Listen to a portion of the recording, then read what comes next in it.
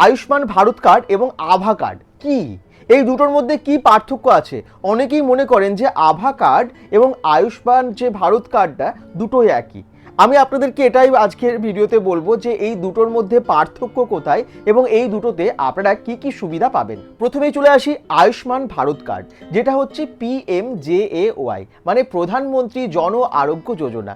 এটি মূলত একটি সরকারি স্বাস্থ্য বীমা প্রকল্প, মানে এর মাধ্যমে আপনি চিকিৎসার জন্য টাকা পাবেন।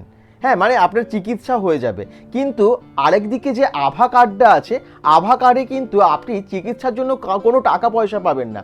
এটা একটা অ্যাকাউন্ট, যেখানে আপনার চিকিৎসাজনিত যে সমস্ত ডকুমেন্টস থাকে, মানে ধরে নিন আপনার হয়তো প্রেসক্রিপশন বা রিপোর্টস, আপনার সমস্ত মানে রোগের শরীর খারাপের যা যা হয়েছে তার ডকুমেন্টসগুলো আপনারা সেই অ্যাকাউন্টে রাখতে পারবেন।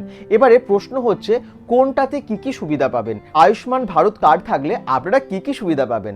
প্রথমত, সরকারি এবং বেসরকারি বেশ কিছু নির্দিষ্ট হসপিটাল যেগুলো এই প্রকল্পের অন্তর্ভুক্ত, সেই সমস্ত হসপিটালে আপনারা 5 লক্ষ টাকা অবধি একদম ক্যাশলেস ট্রিটমেন্ট করাতে পারবেন। মানে ট্রিটমেন্ট করালেন, টাকাটা আপনাকে দিতে হচ্ছে না, ক্যাশলেস ট্রিটমেন্ট। আপনার যদি আয়ুষ্মান কার্ড থাকে, আয়ুষ্মান ভারত কার্ড থেকে সেই চিকিৎসার খরচ বহন করা যাবে।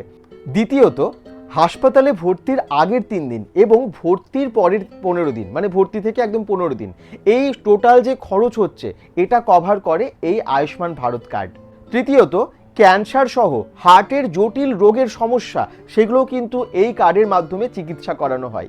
শুধু তাই না, আপনাদের আগে থেকে থাকা যদি কোনো রোগ থাকে সেটাও একদম কার্ড করার প্রথম দিন থেকেই চিকিৎসা আপনারা এই কার্ডের মাধ্যমে করাতে পারবেন। এবারে কথা হচ্ছে এই আয়ুষ্মান ভারত প্রকল্প বা আয়ুষ্মান ভারতের এই কার্ডটা PMJAY এর সুবিধাটা কারা কারা পাবেন? সবাই কি পাবেন? না, নির্দিষ্ট যোগ্যতা অবশ্যই আছে। সাধারণত আর্থসামাজিক জাতি শুমারি অনুযায়ী বিভিন্ন গ্রামের বা শহরের বিভিন্ন এলাকার চিহ্নিতকরণ সুবিধাবঞ্চিত পরিবারগুলি এর আওতায় পড়ে। এখন অনেক রাজ্যে প্রবীণ নাগরিকদের জন্য এই সুবিধা দেওয়া হচ্ছে, মানে 70 বছরের ওপরে যে সমস্ত প্রবীণ নাগরিক আছেন, বয়স্করা, তাদের জন্য কিন্তু আয়ুষ্মান কার্ডের সুবিধা দেওয়া হয়। এবারে আভা কার্ড, মানে আয়ুষ্মান ভারত হেলথ অ্যাকাউন্ট। এই আভা কার্ড কারা কারা করতে পারবেন? এই আভা কার্ড হচ্ছে 14 সংখ্যার ইউনিক ডিজিটাল হেলথ আইডি বা স্বাস্থ্য পরিচয়পত্র। ভারতের যে কোনো নাগরিক নিজের ইচ্ছেই এই আভা কার্ড করতে পারেন। এটি কোনো স্বাস্থ্য প্রকল্প নয়, বরং এমন একটা অ্যাকাউন্ট বা কার্ড যেটার মধ্যে আপনার সমস্ত হেলথ ডিজিটাল যে সমস্ত ডকুমেন্টস একই জায়গায় রাখতে পারবেন। মানে এটা একটা মাধ্যম, এবং সেই সমস্ত ডকুমেন্টস আপনি ডক্টরকে নিয়ে দেখালেন, আলাদা করে আপনাকে কোনো পেপার ক্যারি করতে হলো না, ডিজিটালি সব দেখানো সম্ভব। এবং আপনার সমস্ত হয়তো কোনো কিছু হয়েছে হিস্ট্রি, মানে বিভিন্ন রোগের, সেগুলো ওখানে থেকে যাবে। এটা একটা বিশাল সুবিধা। এটি দেশ জুড়ে স্বাস্থ্য পরিষেবা প্রদানকারীদের ডেটা শেয়ারিং সহজ করে তোলে। তাহলে দুটোর পার্থক্য বুঝলেন তো? আয়ুষ্মান ভারত প্রকল্প, যেখান থেকে আপনারা টাকা পাবেন চিকিৎসার জন্য বা ফ্রিতে আপনারা চিকিৎসা করাতে পারবেন, সেটার লিমিট হচ্ছে 5 লাখ টাকা অবধি। আর যেটা আভা কার্ডের কথা বললাম, সেটাতে আপনার সমস্ত মানে রোগ হয়েছে যেগুলো এতদিন ধরে, সেগুলোর ডকুমেন্টসগুলো আপনারা ডিজিটালি রাখতে পারবেন এবং সেটা আপনারা ডক্টরের কাছে দেখাতে পারবেন, শেয়ারিং করতে পারবেন। এটাই হচ্ছে এই দুটোর সুবিধা। তার মানে দুটো সম্পূর্ণ আলাদা।